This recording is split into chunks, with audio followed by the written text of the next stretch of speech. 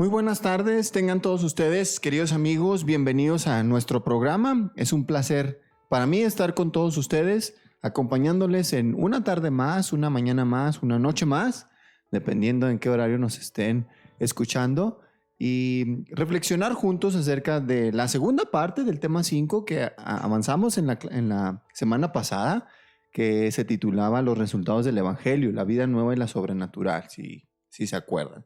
Los que no lo escucharon, de verdad los invitamos a que lo revisen, lo chequen, lo disfruten, porque creemos que fue de mucha bendición. Nosotros lo disfrutamos bastante aquí en el programa y esperamos que a ustedes también les sea de mucha ayuda. Me acompañan el día de hoy el Adolfo Alarcón, el Chato, y César López. Ahora tenemos triple cobertura. ¿Qué onda, muchachos? ¿Cómo están? ¿Qué onda, Jonathan? No, pues muy contento nuevamente de estar aquí contigo. Y también de estar aquí con César compartiendo pues de la palabra de Dios, ¿no? De este tema que es pues el comprendiendo el evangelio. Muy contento de estar aquí. César, ¿qué onda? Gracias, Jonathan. Gracias, Adolfo. Es también un privilegio, ¿verdad? Una bendición poder juntarnos, reunirnos y platicar de las buenas nuevas y de lo que Dios ha hecho en nuestras vidas y poder llevar esto a otras personas que también puedan escuchar y poder entender esto, ¿verdad? Sí, ¿y qué les parece si empezamos con una oración? César, pues como eres el pilón aquí, pues te tocó la oración. No, claro te tocó que el sí. privilegio de orar. Sale, Perfecto. nos guías, por favor. Claro que sí, vamos a orar. Dios, gracias, Señor, por las cosas que tú haces en nuestra vida, principalmente tu palabra, que podemos tenerla y leerla y entender quién eres tú y lo que tú haces en nuestras vidas. Ayúdanos a apreciarlo y a honrarte de la manera que tú dices en tu palabra, la manera en que tú lo vemos en toda esta historia, Señor, de Cristo y en la cruz. Ayúdanos a nosotros reflejarlo. Ayúdanos también en esta noche en poder platicar y honrarte de la manera que más podamos, Señor, apegados a tu palabra. Danos sabiduría y danos también entendimiento, Señor. Te agradecemos por todo. En nombre de tu Hijo Cristo Jesús. Amén.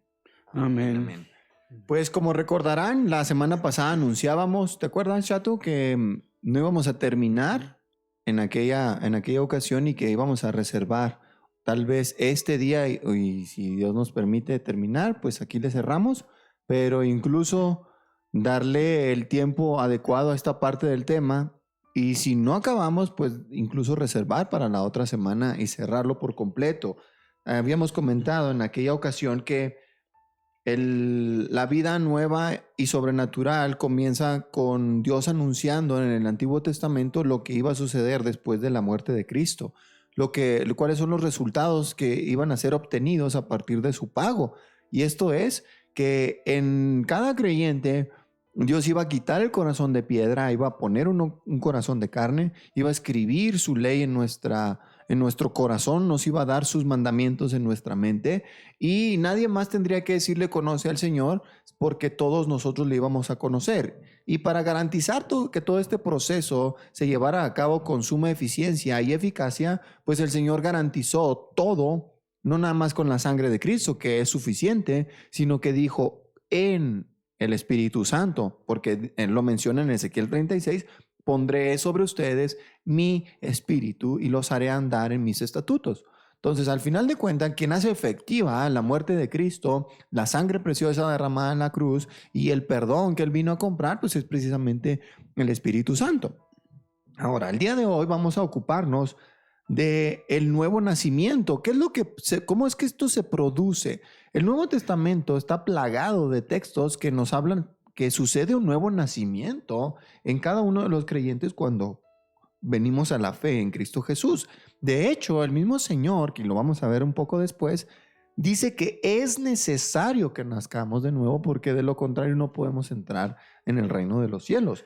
Así que vamos a abordar el tema de la siguiente manera. El nuevo nacimiento, vamos a ver como primer punto, que es como dentro de otro punto, como el primer tópico, las primeras señales de vida en los creyentes.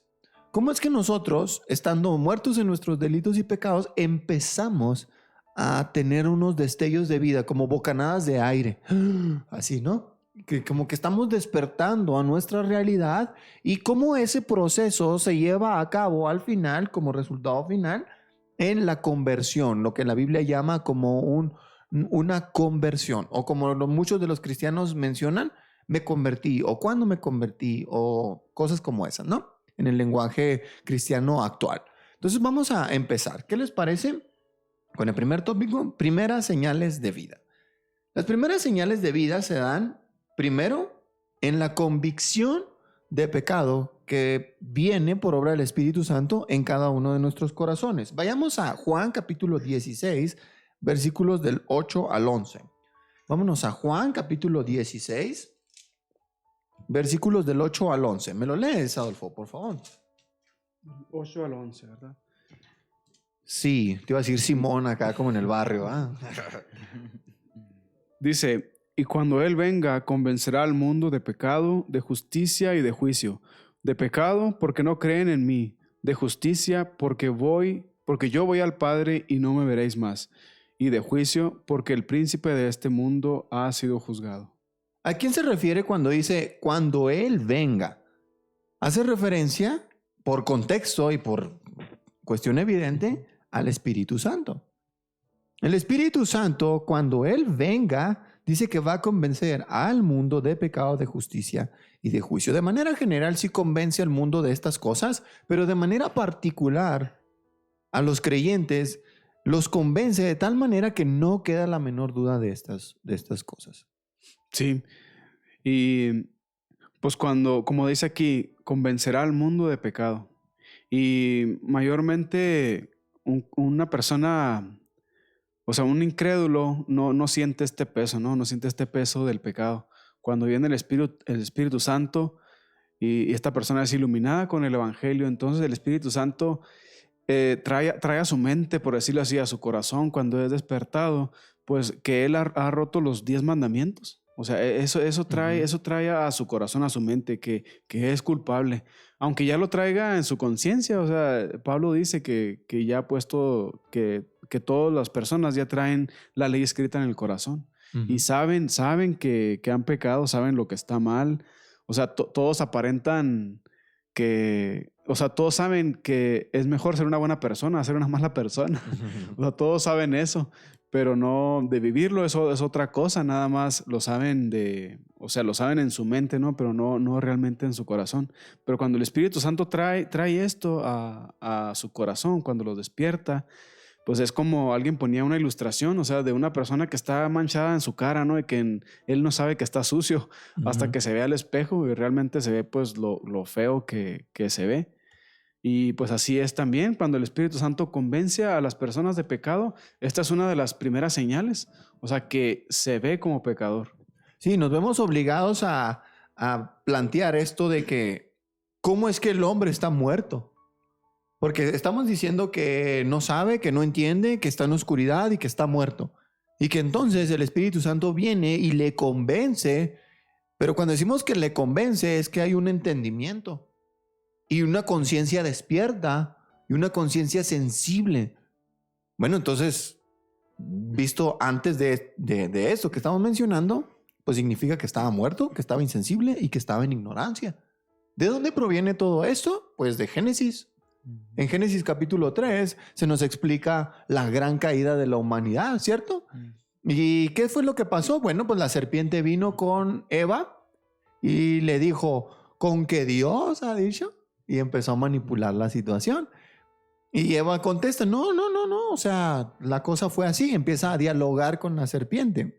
Aunque estaba su marido ahí, empieza a dialogar con la serpiente, total de que queda convencida con las mentiras de Satanás y entonces ella come del fruto y le da a su marido y dice que en ese momento se les abren sus ojos y se dan cuenta de que estaban desnudos y corren a esconderse, cosen ahí un trajecito o un pañalito de higuera y al final pues cuando Dios viene se esconden y cosas así.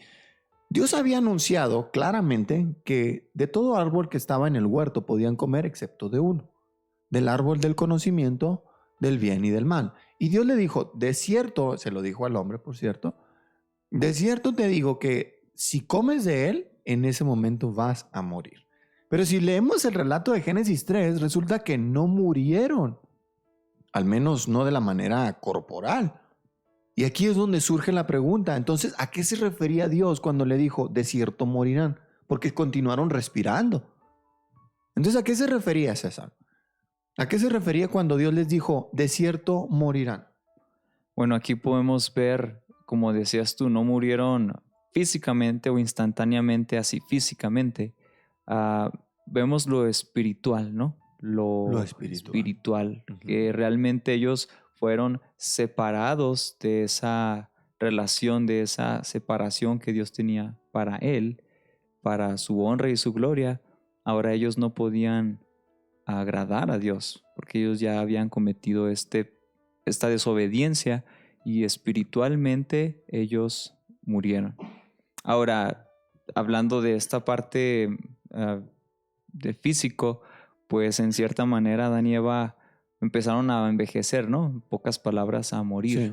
Entonces, podemos ver que la misericordia de Dios también ahí es que no murieron físicamente así al momento, pero sí empezaron a morir en una manera lenta, ¿no? Sí, Como- sí, pues apareció la enfermedad, las consecuencias del pecado, la Sí. enfermedad, que nos ganáramos el pan con sudor, que la tierra nos produjera espinos y cardos, que las mujeres puedan tener sus hijos con dolor, porque dice que aumentaré tus dolores, le dice Dios a Eva. Significa que se iban a tener hijos con dolor, pero Dios los multiplicó de una manera Ujú. extraordinaria, ¿no? Y Entonces de- vemos las consecuencias de este pecado, pero no inmediatamente como lo menciona César, sino que estas consecuencias vinieron a invadir todo el planeta y como consecuencia también vino a afectar la descendencia de Adán. Todos los hijos que tuvieron Adán y Eva posterior a la caída, nacimos con esta muerte espiritual. No es que nosotros nacemos vivos delante de Dios e inocentes delante de Dios y luego después perdemos esa salvación, ¿no? O esa identidad con Dios. No, no pasa eso. Nacemos alejados y destituidos de la gloria de Dios, solo que cuando nuestras conciencias despiertan, entonces el pecado se vuelve más nuestro dueño, nuestro amo, porque somos esclavos al pecado. Sí, y pues Adán era nuestra cabeza federal, o sea, nuestro representante ante Dios, ¿no? O sea, cuando él pecó, pues todos pecamos y aunque no hubiera sido Adán, hubiera sido uno de nosotros, hubiera sido la misma. No, yo no. Y No, también, fíjate, algo que muy interesante que podemos notar en cuanto a que convence el Espíritu Santo de pecado, que esa es una señal. También debemos tener mucho cuidado, o las personas deben tener cuidado en discernir cuando el Espíritu Santo convence a alguien de pecado o cuando solo le cala la conciencia a una persona. Porque hay incrédulos que no sé, que cometen adulterio y les calan su conciencia bien gacho y no están a gusto. Hay incrédulos que hacen, no sé, algún pecado, roban o no sé, algo malo. Y ahí está su conciencia picándoles y molestándoles y hasta que lo reparan eso, hasta que recomponen ese mal que hicieron, ya están tranquilos. Y eso mucha gente lo puede interpretar como que, mira, es que sí trajo el Espíritu Santo arrepentimiento y sí trajo su conciencia sí se sensibilizó y se arrepintió. Pero eso debemos tener cuidado con eso, cuando realmente es un fruto del Espíritu o realmente es un fruto de la carne nada más. Sí, o sea, distinguir entre una emoción, ¿no? Superficial y una auténtica obra de Dios, ¿va? Eso Sí. es. Sí, yo pienso que, por ejemplo, en el versículo 9 dice, de pecado porque no creen en mí. Y eso es algo bien importante porque el Dios de la Biblia, muchos tienen una idea de crear su propio Dios. Dios no es así, Dios me trata así. Y a veces tenemos que pensar, o sea, si los convence de pecado, que no sea nada más como que sepan que es bueno y que es malo lo básico para Dios, ¿no? Que es lo que, como nos comentaba Adolfo, hay cosas que cualquiera puede saber que es bueno y que es malo.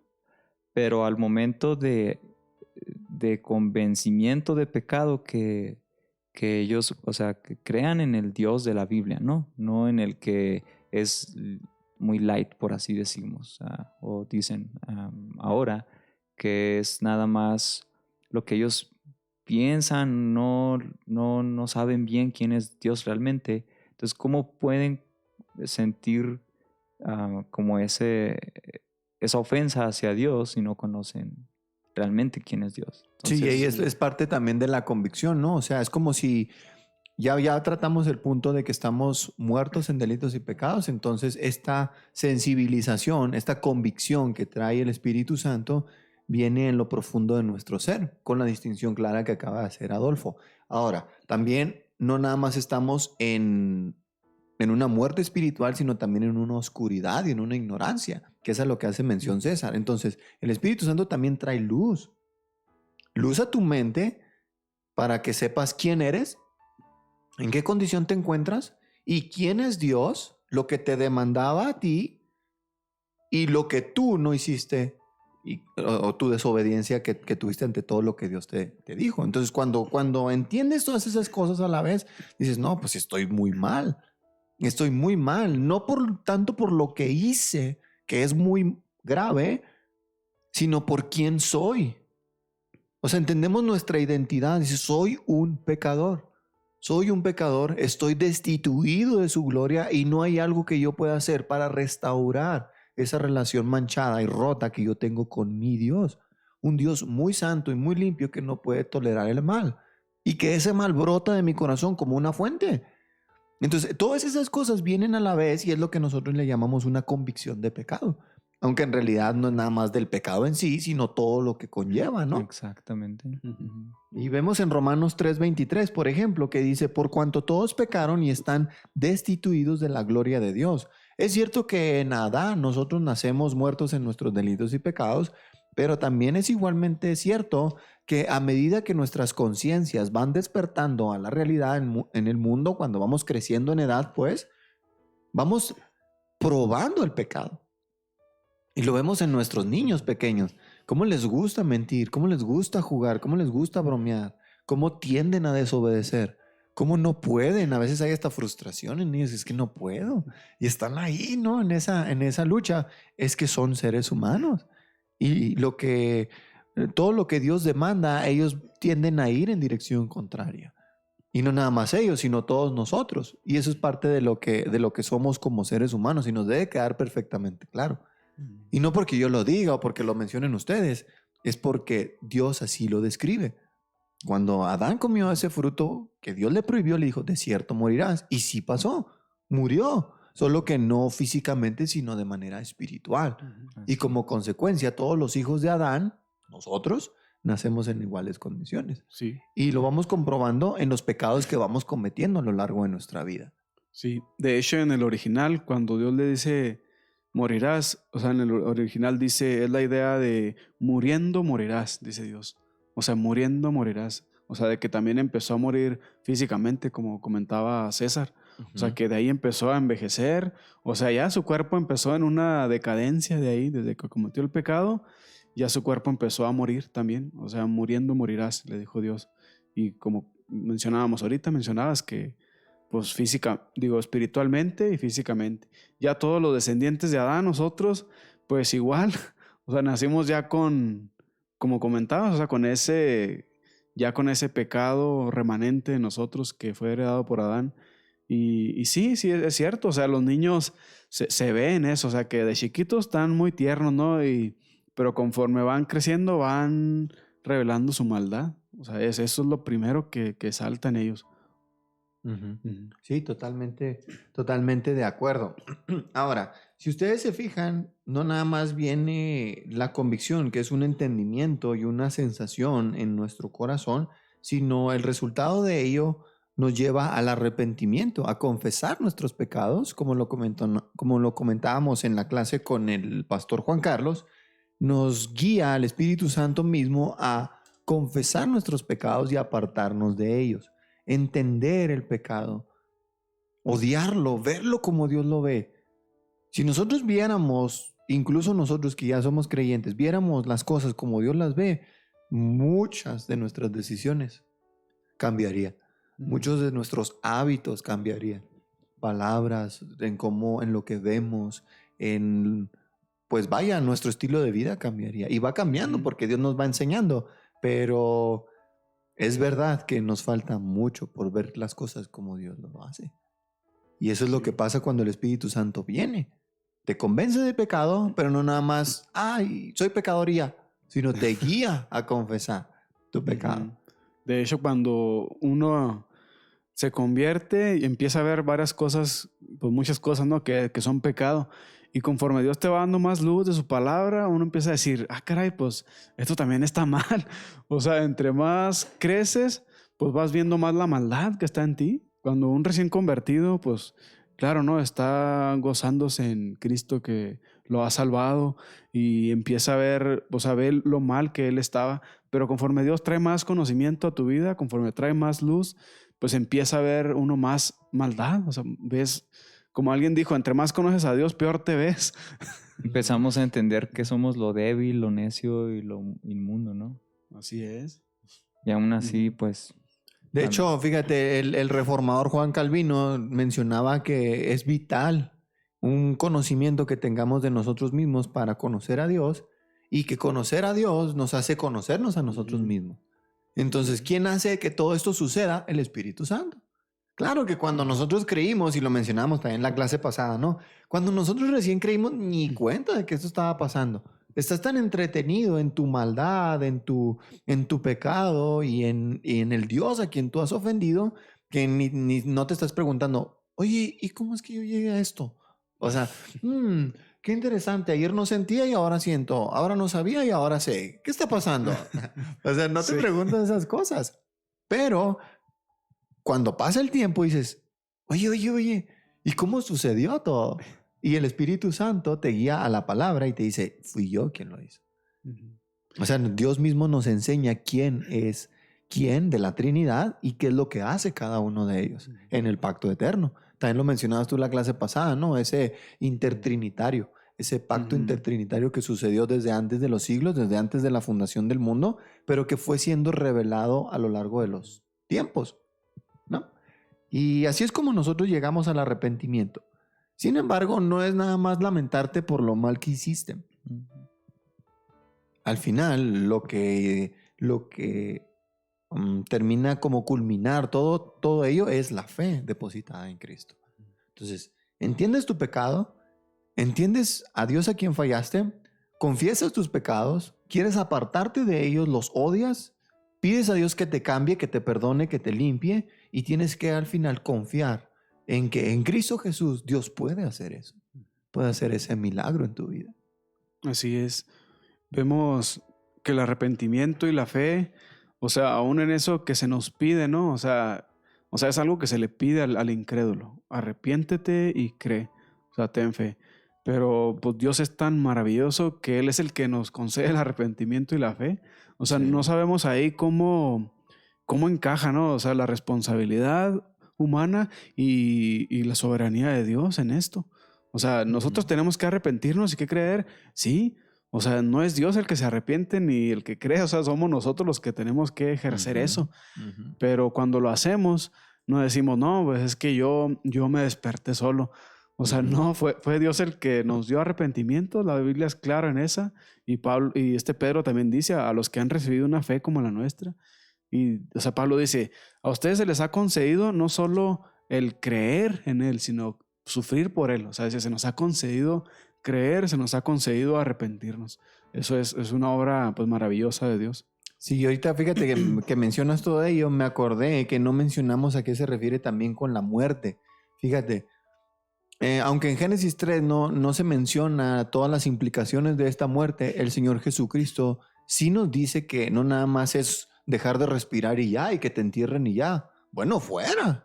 Que ahí se terminara tu vida. Pues en ese caso el apóstol Pablo dice, pues comamos y bebamos, que mañana moriremos. Pues total, hasta aquí llega. Bueno, fuera. Para el impío que peca de manera deliberada e intencional y sin que le vale, dice, bueno, fuera que eso sucediera de esa manera. Pero no es así. Porque está destinado que todos los hombres mueran y después de ello comparezcan ante el trono de Dios y luego, si creyeron en Cristo, van a estar con Él para siempre, pero si no creyeron en Él, no verán la vida, sino la ira de Dios va a estar sobre ellos. Sí. Y es inevitable hablar de esto. O sea, la muerte implica una muerte eterna en el infierno. Y eso también viene en la convicción de pecado. Eso es un tema muy difícil, o sea, aún de compartir, ¿no? En las iglesias no se ve tanto eso, o sea, Cristo habló más del infierno que del cielo y... Pues y, algunos dicen que habló más del dinero.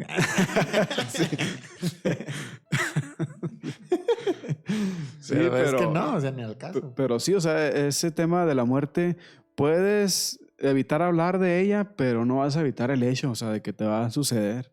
Como decía un pastor, que podemos evitar en esta vida los impuestos, ¿verdad? Hay unos que evitan los impuestos y hacen tranzas, pero la muerte esa nunca la vamos a evitar.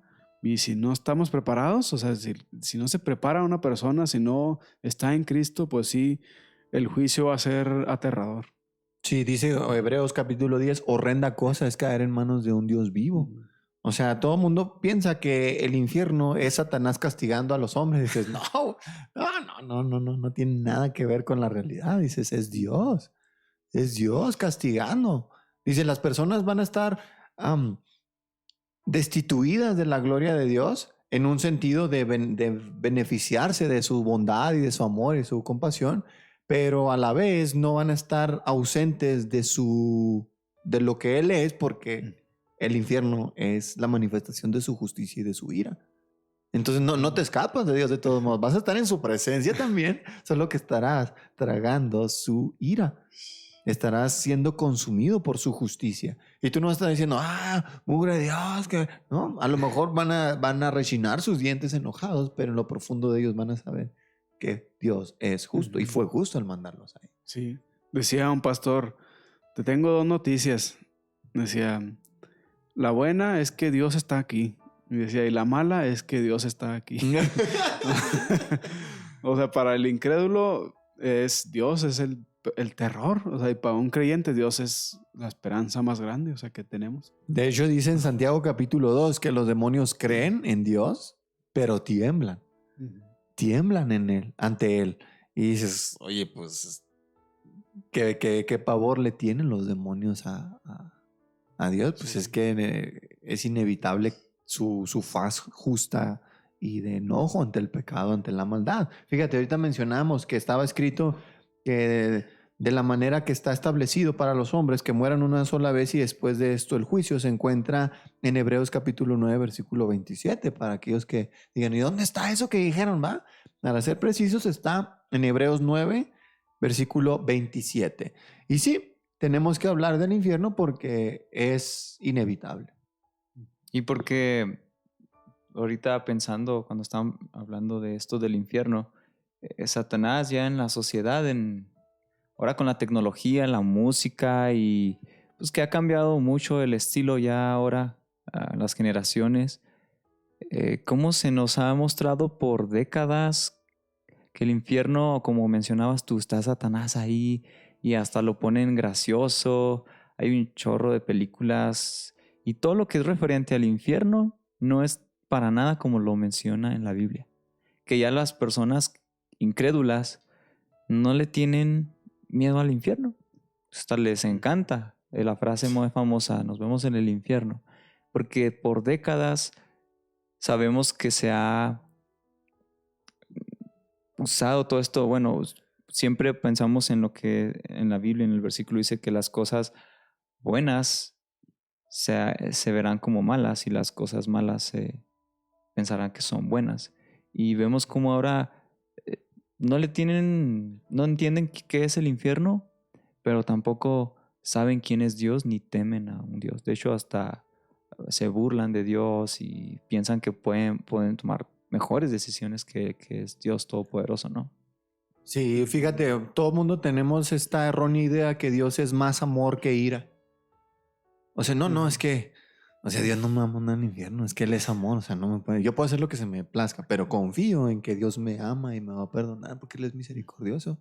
Tú dices, es que no entiendes que Él también es justicia.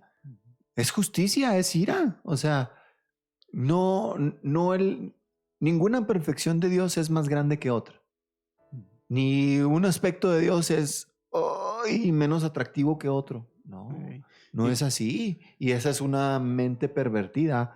Y creo que Satanás ha hecho, pues iba hasta reconocerle que ha hecho un buen trabajo manteniéndonos en ignorancia, ¿no? Y que no puedas ver y disfrutar la justicia de Dios también, tal como disfrutas de su amor. Es cierto que su amor fue totalmente revelado en la cruz y cuando nos aceptó como sus hijos y todo eso, y que la ira pues todavía no está manifestada como debe ser y la vemos como que de lejos, pero la Biblia habla de ella y nosotros debemos aceptarla y decir, es que Dios así es y debo valorarlo también. Y fíjate, el problema es que al pensar que Dios es bueno, o sea, están pensando, Él es bueno, a lo mejor bueno como mi abuelito, ¿no? Que me pasa todas las broncas y mi abuelita que me pasa todas las maldades que hago. Pero el problema es que Dios es bueno, ese es el problema. O sea, porque... Eso te debería aterrar, sí, ¿verdad? porque imagínate que a un asesino le digan, oye, este juez es muy buen juez, ¿eh? Ese hace siempre justicia. Pues el asesino va a estar aterrado porque el juez es bueno. Pues O sea, sí. no es un juez injusto. Ni corrupto, ¿ah? Sí, el hecho de que Dios sea bueno, eso es un gran problema para el pecador. Porque Él Sí. es bueno y los pecadores son malos. Sí, y todo esto que estamos mencionando, amigos, es lo que viene como englobado en la frase el Espíritu Santo trae convicción de pecado. Todos estos conceptos los entendemos, no por nombre, por supuesto, ¿ah? Pero los entendemos así. Dicen que los grandes predicadores, por ejemplo, ¿quién te digo? Jonathan Edwards, George Whitefield y todos ellos, que daban sus sermones, estaban tan impregnados de la santidad de Dios y de la perfección de Dios, que muchos de la audiencia gritaban. Se cuenta que decían, me voy a morir. Sentían que el infierno ardía debajo de sus pies. Y dices, ay, sí, ay, sí, ay, sí, ay, sí. Pues así dicen los registros de la historia. Y no eran sensacionalistas, ¿eh? No es que hubiera, pásale tú que tocas el piano y tú un violín. No era algo manipulado. A menudo, fíjate, dicen las biografías que en medio sermón la gente empezaba a clamar por Dios, perdóname, Dios, sálvame. Entonces tú dices, ¿qué está pasando? Pues es el Espíritu Santo convenciendo a la persona que ha hecho mal y que merece el infierno y necesita venir a Cristo, Sí. arrepentirse de su pecado. Y de hecho, una de los sermones que usó mucho George Whitefield era, debes nacer de nuevo. O sea, él usaba mucho eso en su evangelismo. Él decía, es necesario que nazcas de nuevo. Y ya desarrollaba todo el tema del nacimiento y pues pasaban sus grandes avivamientos. Y esto también, o sea, ellos eran grandes hombres, ¿no? Podemos ver que estaban muy preparados. Pero lo que hacía el verdadero impacto es que ellos estaban llenos del Espíritu. O sea, el hecho de que una persona esté llena del Espíritu, ahí es cuando Dios te va a usar para que una persona se convierta, no nuestros argumentos. O sea, se cuenta la historia de Carlos Spurgeon, ¿no? Que nos comentaba, no recuerdo quién fue, si tú o Nieves, que decía que cuando entró Carlos Spurgeon a calar el tabernáculo, ¿no? Cuando lo estaban haciendo y que él creo que nomás fue y dijo, he aquí el Cordero de Dios que quita el pecado del mundo. Y eso fue todo lo que hizo. Y no sabía que estaba nadie ahí, pero estaba un señor arreglando, no sé qué, el techo o algo, estaba ahí haciendo un arreglo en el tabernáculo. Y ya, él nomás con eso que escuchó Spurgeon, eso se quedó en su mente y fue salvo. O sea, él llegó al arrepentimiento nomás porque Spurgeon dijo eso. Y uno puede pensar, bueno, pues yo también lo puedo decir, o sea, cualquiera puede decir eso, pero era porque él estaba lleno del Espíritu Santo y Dios usó en el momento preciso que necesitaba esa persona escuchar eso. O sea, es también que una persona tiene que estar pues llena del Espíritu para que el Espíritu haga la obra por medio de uno. O sea, no tiene que ser uno un super cristiano que tengas unos argumentos bien pesadotes para aventárselos al incrédulo. Simplemente con ser lleno del Espíritu y que Dios te va a usar con palabras sencillas. Sí, sí, porque se nos olvida que todo esto es un milagro, o sea, es una obra sobrenatural del Espíritu Santo en la vida de los hombres. No importa qué tanto me esfuerce, qué tanto me prepare, que es bueno, los resultados son de Dios. Porque también tú vas con una persona y te preparas un chorro y dicen, es que este Dios lo va a tocar. Y vas y no, nada. Y luego a veces tú te rehusas ir a hablarle, a compartirle a un fulano y dices, qué fregados me va a oír ese, me va a tachar de loco. Y algo dentro de ti te impulsa a compartirle. Y nada que ese sí cree, nada que ese sí se arrepiente y dice, rayos, pues es que no depende del que quiere ni del que corre, sino de Dios que tiene misericordia, ¿no? Y ahorita mencionabas acerca del nuevo nacimiento. También lo decíamos en la intro del programa. Es verdad, ese es el resultado final. El nuevo nacimiento, la conversión, el pasar de muerte a vida, de oscuridad a su luz admirable, de ignorancia a conocimiento, de extraños y enemigos suyos a hijos. A hijos. Y esa transformación sucede precisamente en el nuevo nacimiento y se explica en Juan capítulo 1. En los versículos 11 y 12, de hecho hasta el 13, fíjate, del 11 al 13, dice, a lo suyo vino y los suyos no lo recibieron, mas a todos los que le recibieron, a los que creen en su nombre, les dio potestad de ser hechos hijos de Dios, los cuales no son engendrados de sangre, ni de voluntad de carne, ni de voluntad de varón, sino de Dios. Somos llamados hijos de Dios porque nacemos con una naturaleza nueva. Somos engendrados de parte de Dios. Y eso sucede obviamente por medio de la fe, que antes de la fe vino un arrepentimiento y antes del arrepentimiento vino una convicción de pecado. Y el resultado final es un nuevo nacimiento, que en palabras de los profetas, Ezequiel y Jeremías, es un nuevo corazón, uno en el cual Dios escribirá su ley, la va a dar en nuestra mente y dentro de nosotros va a poner su espíritu. Lo mismo lo repite el mismo Señor Jesucristo en Juan capítulo 3, versículos en el 3. Jesús le responde a Nicodemo, un cuate que viene a visitarlo de noche y le pregunta, bueno, de hecho lo podemos leer desde el versículo 2, dice, Nicodemo vino a Jesús de noche y le dijo, Maestro, sabemos que has venido de Dios como maestro. Qué loco, ¿eh? No lo reconocía como Salvador. Dice, sabemos que vienes de Dios como maestro. Porque nadie puede hacer estas señales que tú haces si no está Dios con él. Entendía que Dios estaba con él, pero como maestro. ¿Verdad? Dice, versículo 3. Respondiendo Jesús, le dijo, de cierto te digo, de cincho, como dicen en el barrio. De cierto te digo que el que no naciere de nuevo no puede ver el reino de Dios. Este como que lo dejan visto en lo que le menciona. Y le dice, ¿sabes qué? Mira, necesitas nacer de nuevo. Y él, ¿what? ¿Qué pasa? Nicodemo le responde, ¿cómo puede ser un hombre ya viejo volver a nacer? ¿Puede acaso entrar por segunda vez en el vientre de su mamá y salir?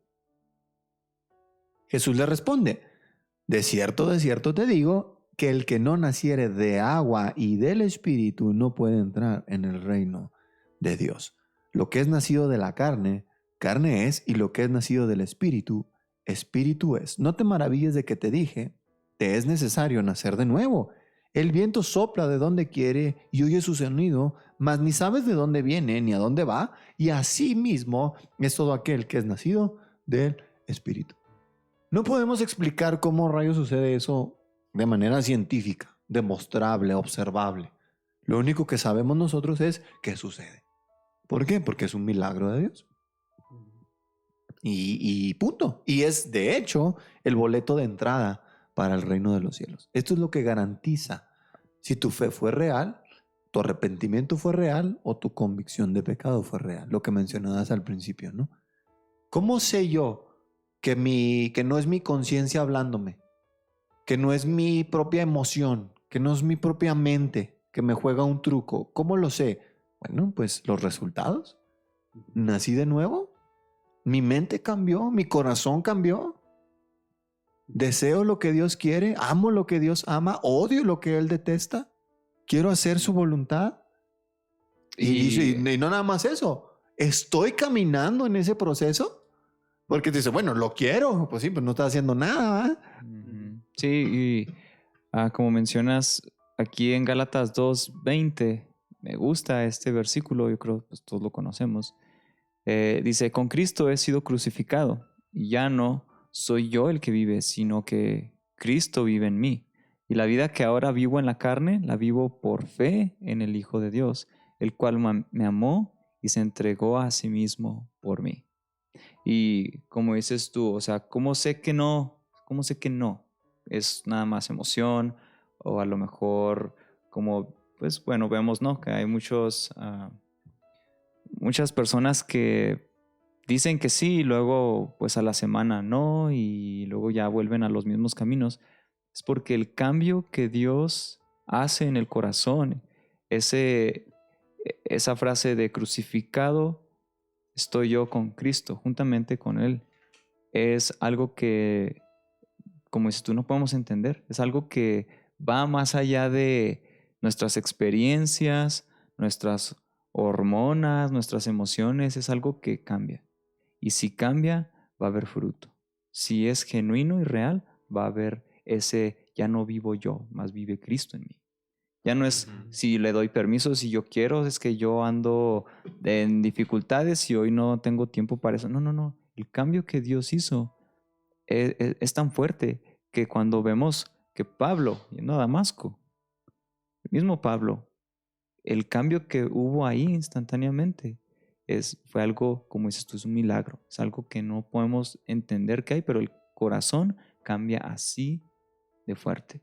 Entonces debe haber un fruto, no es algo relax, no es algo que dependa de cómo andamos o de cómo estamos. Es que Cristo fue crucificado y nosotros junto con Él. Uh-huh. Y no es obra de la carne, o sea, como estás diciendo. Aquí le dice Cristo a Nicodemo, lo que es nacido de la carne, carne es. O sea, no le dijo, lo que es nacido de la carne, espíritu es. Le dijo, la carne produce carne nada más, Nicodemo, pero tú tienes que nacer de nuevo. Y el pasaje que leíste atrás, Jonathan, también dice lo mismo. O sea, los cuales no son engendrados ni de voluntad de carne, ni de voluntad de sangre, ni de varón. O sea, dice, no, estas personas que han recibido a Dios, que le recibieron y que creen en su nombre y que son hijos de Dios, no nacieron según la carne, dice, no nacieron según la voluntad del varón. O sea, no fue nuestra obra, es según Dios, es según la obra de Dios. Por eso es que renunciamos a cualquier método humano, ¿no? De que, por ejemplo, y se ha puesto mucho de moda, ¿no? De que, es que hay que poner estas rolas para que la raza se sienta así a gusto y le llame la atención, ¿no? El cristianismo, bro. Y modificas tu lenguaje, tu tono, tu vestimenta, la infraestructura de la iglesia, las luces, las canciones, hasta el sermón. Entonces tú crees que tus métodos humanos producen creyentes, producen hijos de Dios. Esos esfuerzos humanos es carne, son obras de la carne. Así y no tienen ningún resultado, no tienen ningún efecto permanente. Sí, tienes auditorios llenos, pero tal vez no tienen hijos de Dios porque no se producen así. No hay forma de manufacturarlos, no hay forma de copiarlos, no hay forma de imitar métodos. No, es una obra de Dios y solo de Dios y es interna. Y alguien que se quiera acercar a Cristo, o sea, tiene que entender que tiene que nacer de nuevo realmente. Porque hay gente que se acerca y dice, no, es que pues yo ando mal y quiero acercarme a Dios. Y se acercan así con esa sinceridad, ¿no? Y dicen, es que tengo problemas y para que Dios me ayude. Y qué bueno que Cristo puso este ejemplo a Nicodemo más adelante cuando le dice, así como Moisés levantó la serpiente, así es necesario que el Hijo del Hombre sea levantado. O sea, ¿por qué usó ese ejemplo Cristo? O sea, ¿qué es lo que hacía Moisés? ¿Qué es lo que fue lo que hizo? Levantó esa serpiente, pero la serpiente no era preventiva, o sea, era curativa. No decía Dios, vean la serpiente y ya no les va a picar ninguna víbora. No, decía, cuando les muerda la víbora, entonces vengan véanla para que sean curados. Y hay gente que quiere venir a Cristo de una manera preventiva. O sea, quiere venir que no, es que para que ya no me vaya mal, para que ya no me pasen cosas malas, para que quiero tener así paz. Y no, o sea, es que tú ya estás mal. Lo que tienes que, no es algo preventivo, Cristo, es curativo. O sea, Él tiene que sanarte primero, tienes que nacer de nuevo. Sí, y también lo de los hijos, ¿no? Porque hay gente, no, es que para que entienda. Y luego le echan la pedrada al hijo, ¿no? Sí. No, es que anda bien mal, acá con las doñas, ¿no? Sí. Los señores, no, que quiero venir aquí. porque quiero un futuro padre para mis hijos. Y dices, no, pues Y no. eso es algo en Romanos 6, capítulo 6, versículo 6, dice, sabiendo esto, que nuestro viejo hombre fue crucificado en él para que nuestro cuerpo de pecado fuera destruido, a fin de que ya no seamos esclavos del pecado. Y lo que me acabas de mencionar, de todo esto, las personas que vienen a Dios y que vienen por un mejor estilo de vida, Ujú. que tengan mejor salud, mejor economía, que sus problemas sean resueltos y cuando todo está bien, pues ya no se acercan, ¿no? Ya hay mi porción de Cristo, ya está por ahorita, vamos a ver después. Y eso es el pecado, ese es el cuerpo, eso es alimentar los deseos de la carne y eso es lo que tiene que ser destruido. Todo eso tiene que ser destruido. Tenemos que entender que lo que ahora importa es lo espiritual, ¿no? Eso es lo que nosotros tenemos que acercarnos a Dios para, ¿qué? Para honrarle, glorificarle. Porque todo lo que, desde que empieza la convicción y el arrepentimiento y el pecado, el entendimiento, todo eso es para la alabanza de su gloria. No es nosotros, eso no enfoca, no es el círculo, no se enfoca en nosotros y nuestra vida. Ujú. Es que eso hizo Cristo. ¿Qué hizo? Te salvó. ¿Por qué? Por gracia, por misericordia. Y eso es para la alabanza de su gloria. Y usualmente la gente quiere acercarse a Dios que el enfoque sean ellos mismos, no Cristo. No es alabarle ni glorificarle, es mi vida, yo, ¿no? Sí, pues que los haga que nos haga felices, ¿no? Ujú. Ujú. Y sí, dicen que este evangelismo moderno es muy antropocéntrico, ¿no? Muy centrado en el hombre. Y no, el evangelio real de la escritura tiene a Dios en el centro y lo Ujú. mantiene ahí, ¿no? Y Sí, nosotros nos acercamos a ese Dios a quien ofendimos y es ese Dios quien decide darnos vida o no. sí. Ahora lo hace, ¿verdad? Porque antepuso juramento y antepuso una promesa, pero en un sentido Dios, si no quiere, no nos da. Ujú. O sea, nosotros somos los mendigos, no es Dios el mendigo. O sea, mucha gente dice, es que dale una oportunidad a Dios. O sea, no le dices a un mendigo, dale una oportunidad a este. O sea, nosotros somos los mendigos, no es Dios el mendigo. Ujú. O sea, más bien ve a Dios para ver si tiene misericordia de ti. Clama a Él y ruégale por que te conceda la salvación. O sea, nosotros somos los mendigos, no es Dios. Sí, porque hay un movimiento también dentro de los cristianos modernos, fíjate, que dicen, no, creo que Dios me perdona. Como muy a la ligera, ¿no? Muy seguros, pero con una falsa seguridad, creo yo, porque ¿cómo sabes? O sea, porque tú Ujú. dices, no manches, y en la forma en la que lo dices, lo más probable es que ni te perdonen porque no vienes a él en la forma en la que lo exige. Si vinieras en las condiciones y en la forma en la que Dios exige que te acerques, tú vas a obtener misericordia, gracia y perdón. Y va a ser seguro eso, pero en las condiciones en las que Él lo demanda, no en las tuyas propias. Ujú. Que tú digas que eres cristiano, que tú digas que eres creyente, no te vuelve uno. Es necesario que Dios te convierta en un pequeño Cristo, en un Cristito, en un cristiano, en un discípulo suyo. Y eso es una obra milagrosa. En 2 Corintios 5:17 se menciona que de modo que si alguno está en Cristo, solamente en Cristo, solamente en Él, nueva criatura es, o sea, nace de nuevo. Las cosas viejas pasan y todo es hecho nuevo otra vez. Todo es hecho nuevo otra vez. Las feas costumbres se van y nuevas costumbres son producidas en tu interior. Nuevos deseos empiezan a crecer en tu interior. Ahora, que lo veremos en la última parte del tema 5, es una vida nueva, pero una vida antigua en conflicto cuando somos Ujú. cristianos. Se nos habla de que hay una pasada manera de vivir, hay un viejo hombre y hay un nuevo hombre. Hay una nueva naturaleza, hay una vieja naturaleza. Hay un cuerpo de corrupción que va a morir y ser destruido, más bien va a ser transformado para poder entrar en la gloria eterna, un cuerpo glorificado como el del Señor Jesucristo.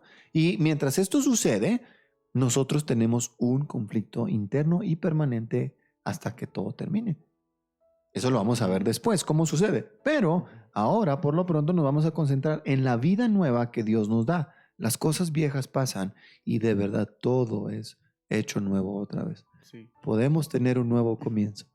De verdad que sí, qué maravilloso es Dios que nos da esta oportunidad.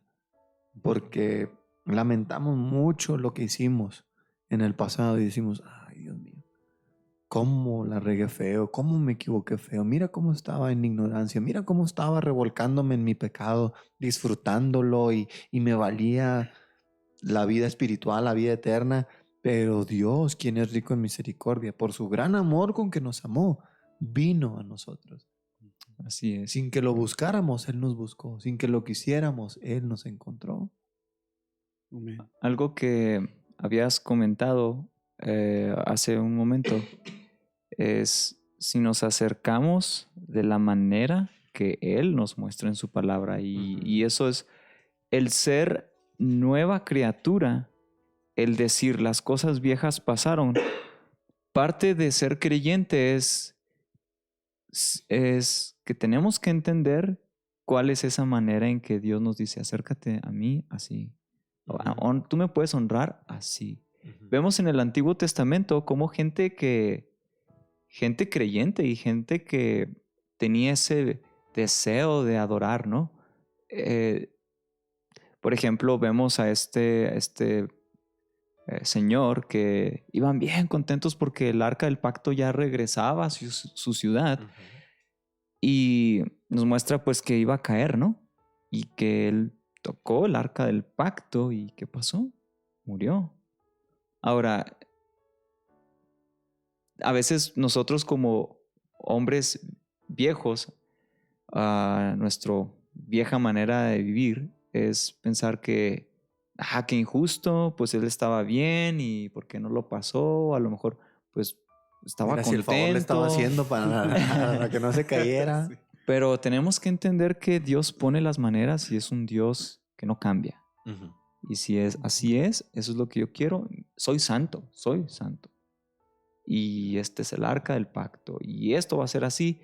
Y nuestra nueva manera de vivir tiene que enfocarse en, híjole, me falta mucho para entender cómo acercarme y honrar a Dios. Tengo que ir a su palabra y tener mucho cuidado. No es nada más como las personas que mencionabas tú. Dios me va a perdonar. ¿Sabes cómo acercarte? ¿Sabes cómo honrar a Dios? ¿Cómo dice Dios que es un Dios justo, un Dios de ira, un Dios que demanda? A lo mejor esas personas nomás no leen su palabra y no saben, ¿no? Por eso están pensando, no, pues Dios me va a perdonar. Pero ser una nueva criatura es ver cómo podemos honrar a Dios y a su manera, no a nuestra manera. No es como queremos, es ok, soy nueva criatura. Dios, enséñame cómo.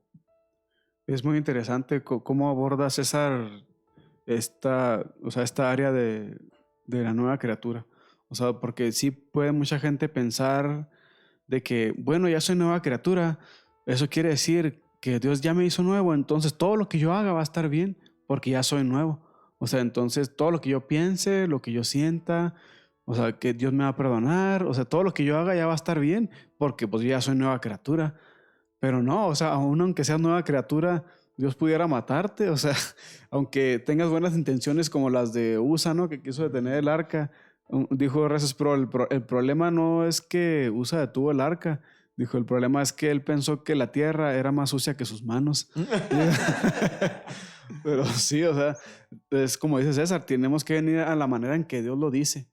Porque aunque nosotros pensamos, no, es que esto es mejor, pues es como pensar como Usa, o sea, es que esto es mejor, ¿no? Yo soy más limpio que la tierra, casi decir, pero la tierra hace lo que debe hacer porque Dios la puso ahí y nosotros no hacemos muchas veces lo que debemos de hacer, aunque seamos nuevas criaturas, pero sí está este gozo, ¿no? De que somos nuevos, o sea, Dios nos hizo nuevos, Dios no nos arregló un tornillo, no nos hizo acá algún cambio ahí nada más chido, sino que nos mató y otra nueva persona. O sea, eso es increíble, una nueva persona según Dios.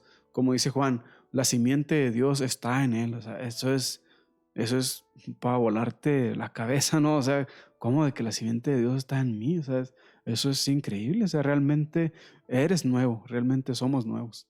Sí, ¿y cómo se manifiesta? De nuevo, con los frutos.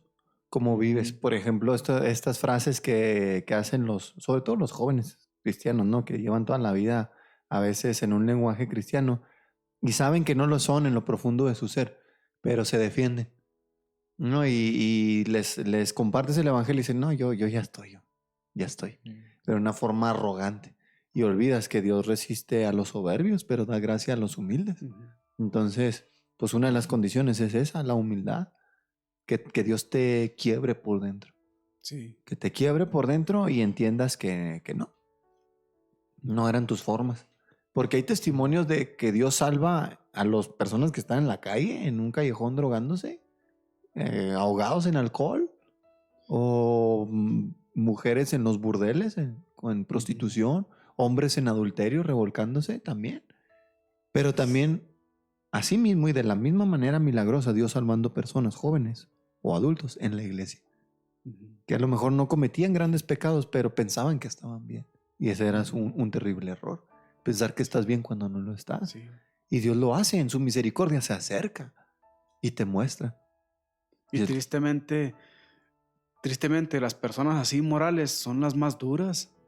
O sea, un drogadicto le llegas y le dices, eres pecador y pues va a decir, pues sí, sí lo soy. O sea, él hasta reconoce eso, ¿no? Ujú.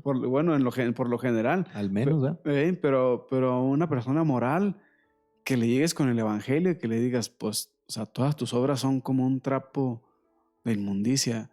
Pues no, o sea, realmente le va a calar en su orgullo, en su ego y pues son las más duras, pero pues Dios salva tanto al pecador más empedernido como al moralista más duro también.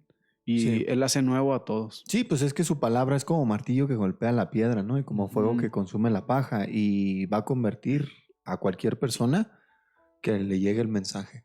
Sea Ujú. incluso desde el púlpito, ¿eh? Hay pastores que reconocen y dicen, yo pensé que conocía a Dios. Fui a un instituto, me gradué, me casé, tuve hijos, me pusieron en una iglesia, predicaba domingo tras domingo, domingo tras domingo, bautizaba gente, aconsejaba y dice, y en lo profundo de mi ser estaba vacío. Estaba muerto en mis delitos de pecado. Y dice, cañón, ¿cómo puede Híjole. pasar eso? Pues sí, sí pasa. ¿Por qué? Porque tiene que ser el mismo método para todos los hombres bajo el cielo. Todos necesitamos nacer de nuevo. Que vayas a un Ujú. instituto no te hace creyente. No, bueno, fuera, pues todos vamos, ¿no? Y decir, Sí. porque tú dices, qué difícil. No, es algo fácil. Porque el milagro de Dios nadie lo puede repetir, nadie lo puede, Ujú. pues sí, replicar. Nadie, Ujú. solo Él lo puede hacer. Y ahorita que decía yo, porque ya estamos llegando a la hora, otra vez se nos fue bien rápido. En primera de Juan capítulo 3, ya para cerrar el programa, decías lo de la simiente de Dios y esto se encuentra en la primera carta del apóstol Juan, en el capítulo 3, versículos del 8 al 10. Perdón, fíjense lo que dice. El que practica el pecado es del diablo. Uy, pues sí, éramos del diablo, ¿eh? Porque el diablo peca desde el principio. Pero para esto apareció el Hijo de Dios, para deshacer las obras del diablo. O sea, el pecado. Todo aquel que es nacido de Dios no practica el pecado, porque la naturaleza, la simiente de Dios mismo permanece en él y no puede pecar porque es nacido de Dios. Ahora, pregunta, ¿significa que los cristianos nunca pecamos? No. Ahora el versículo dice, no puede pecar. Y dices, ¿what? Pero si yo peco, entonces no soy hijo de Dios. La palabra clave aquí es no practica el pecado. Ujú. O sea, no permaneces ahí. Caes y tan pronto como caes te levantas y dices, Dios, ¿qué hice? Perdóname. A veces somos más cabezones y nos tarda varios días, ¿no? Para que llegue la convicción, pero llega. Llega porque Dios no te deja estar así. Eres su hijo. Eres su hijo y va a Sí. trabajar en ti y te va a revelar tu pecado. Y sabes que es bien gacho. Te hace llorar. Es más, yo he llorado más gacho desde que soy cristiano, que antes de ser al principio cuando yo vine a los pies del Señor, pues entiendes tu pecado y lloras ahí poquillo por unos cuantos de los que te acuerdas, de los que estás consciente, pero cuando ya eres su hijo y caes y pecas y fallas, no juegues, es una daga que se encaja bien gacho, Sí. profundo y de verdad tú entiendes la magnitud de tu pecado y lloras. Sí. ¿A quién le fallaste? Y eso que mencionas, Jonathan, es muy importante. O sea, esa es una señal de un verdadero hijo de Dios, que realmente le aflige su pecado y que ve su pecadito, o sea, entre comillas, como el peor de todos. O sea, por más pequeño, ¿no? Por decirlo así, que sea nuestro pecado, nos redarguye Dios de ese pecado y sabemos contra quién hemos pecado realmente por el conocimiento que tenemos de Dios. Y sí, nuestro pecado no escala más. Y pues recuerdo, eso me vino mucho a la mente, ¿no? Los oraciones de los puritanos, en un libro que se llama El Valle de la Visión, donde hay oraciones registradas de puritanos. Ujú. Y sí las lees y dices, híjole, estos hombres realmente se dolían por su pecado, pero ¿cómo? O sea, dice uno, eran bien santos. Ujú. ¿Y cómo veían su pecado así? O sea, y pues que porque así era Pablo. O sea, es el mismo caso de Pablo, de cómo él, siendo el apóstol Pablo, habiendo sido llevado hasta el tercer cielo, y Ujú. todavía él veía su pecado y se revolcaba, o sea, al punto de gemir. Ujú. Sí, decir miserable de mí, ¿no? Sí. ¿Y qué tenemos aquí? Que la simiente de Dios, nosotros sabemos quién es la simiente de Dios, es el Espíritu Santo, que vive y mora permanentemente en nosotros. Versículo 10 de Juan 3, de primera de Juan 3. En esto se manifiestan los hijos de Dios y los hijos del diablo. Todo aquel que no hace justicia y no ama a su hermano no es de Dios. Ahí está, muy claro. No practiques el pecado, Eso, haces justicia, amas a tu hermano, significa que tú no eres una persona normal. Algo hay dentro de ti que es diferente. Y ese es el Espíritu Santo, así que es. está cambiando tu corazón, renovando tu corazón, que está haciendo la obra de Dios en ti. Y en el versículo 15 dice, todo aquel que aborrece a su hermano es homicida, y lo entendemos así. Todo aquel que le dice fatuo o tonto a su hermano, sabemos que es homicida y nos cala. Cuando se te atraviesa alguien y que vas manejando, hijo, este es un soquete, sopenga, y todas esas cosas que se te salen, y dices,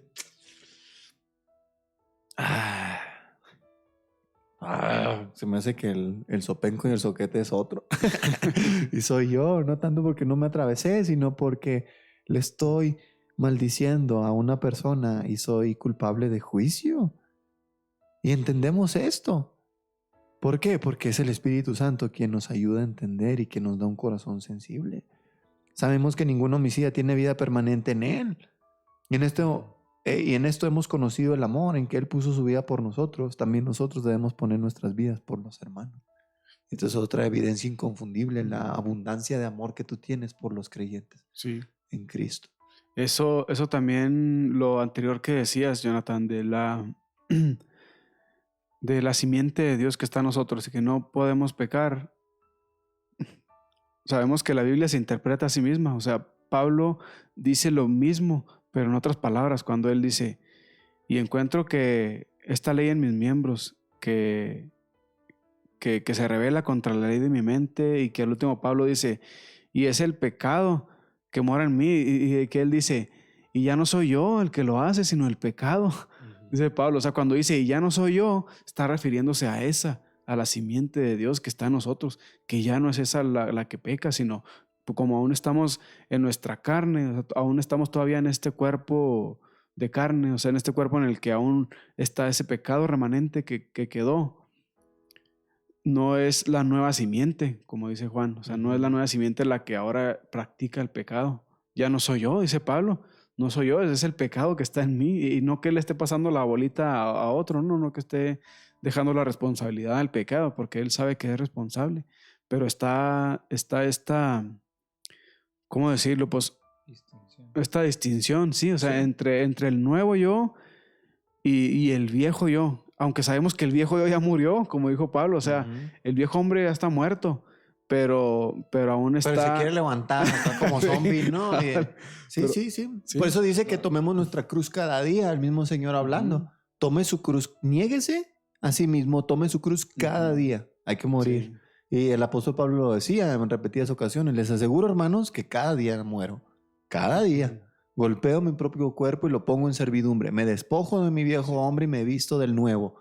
¿Verdad? Que eso es lo que vamos a ver la semana que entra. César, ¿algún último comentario que quieras agregar? Bueno, acerca de todo este gran y maravilloso proceso de ser nueva criatura, ¿no? Es algo, como tú mencionas, un milagro, algo que no podemos entender y comprender, pero recordar algo que veo aquí en 2 Corintios 12, eh, versículo 9 hasta el 11, pues es Pablo hablando de que el poder de Dios se perfecciona en nuestra debilidad.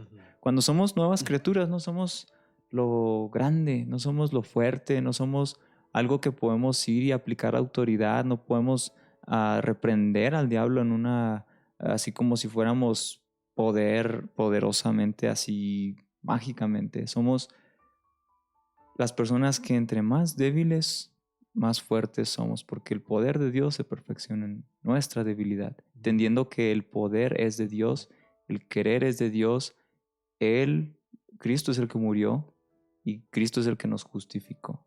Nosotros no somos fuertes en nada. Corintios también en 1 Corintios nos dice que Él eligió lo débil para avergonzar a lo fuerte y a lo necio para avergonzar a lo sabio. Entonces somos débiles, necios. ¿Qué más podemos decir de nosotros, no? Recordar eso también en el sentido de ¿qué es Cristo? ¿Quién es Dios? ¿Qué soy yo? Podemos estar agradecidos de que ese Dios grande es quien nos salvó. Y no nosotros. Nosotros no hicimos nada, no tenemos nada, nosotros no merecemos nada. ¿Cómo no amarle, verdad? Después de reflexionar en estos maravillosos pasajes, nos asombra, nos llena de gozo, de deleite. Y pues es lo que queremos compartir a la audiencia, ¿no? Invitar a aquellos que están tambaleando en su fe, tal vez no saben si son creyentes o no, acérquense con su pastor, acérquense a una iglesia cristiana, acérquense con personas que ustedes consideran como verdaderos creyentes y platíquenlo. Oren también para con Dios, humíllense ante su Dios y pídanle. Él va a responder ese tipo de oraciones, ¿verdad? Cuando tú te humillas ante Él y pides perdón, Él es amplio en perdonar. Y si tú bateas para creer, amigo que me escuchas, amiga que me escuchas, pídele a Dios la fe. Si tú bateas para arrepentirte, pídele a Dios que te ayude a arrepentirte, a que entiendas tu pecado, a que entiendas lo débil que eres, lo ignorante, lo en oscuridad que te hallas. Y créeme que Él va a responder esa oración porque Él quiere salvarnos. Él dice que Él no quiere la muerte del impío. Él no vino para mostrarnos nuestro pecado y dejarnos así, sino para tener misericordia de nosotros. Así que, y a todos los hermanos que han crecido en la fe, que están madurando, que están echándole muchas ganas, les animamos a que continúen. Vale la pena, vale la pena. Vale la pena servir a Dios, vale la pena entregarle todo lo que somos, vale la pena. Vale la pena. Viendo todo lo que Él ha hecho, pues cómo no, ¿verdad? Entonces un abrazo a todos aquí en la iglesia Capilla Calvario El Porvenir, nuestros hermanos de Rubio, Bachíniva, Madera, Delicias, Ortiz, Meoqui, Meoqui, Chihuahua, a todo lugar donde llegue este programa. Saludos, un abrazo, Dios les bendiga. César. Gracias a Jonathan por la invitación, gracias por todo lo que podemos recordar también como creyentes, ¿no? ¿Sí, Chato? Pues muchas gracias también, Jonathan, por invitarnos una vez más y muy contento, muy bendecido también. Pues gracias a ustedes por aceptar esta invitación. Sabemos que no es fácil pararse frente a un micrófono y pararse sobre todo ante la majestad de las Escrituras y el Dios de la Biblia y tratarles de transmitir este mensaje. Somos como el profeta Isaías en el capítulo 6. Ay de mí, que soy como soy de labios inmundos que mora en medio de labios inmundos. ¿Cómo podemos tener este tesoro en nuestros labios y transmitírselos? Pues para que se den una idea de lo complicado que es. Gracias por acompañarnos. Amigos que nos escucharon, Dios les bendiga. Nos vemos la próxima semana. Bye, bye.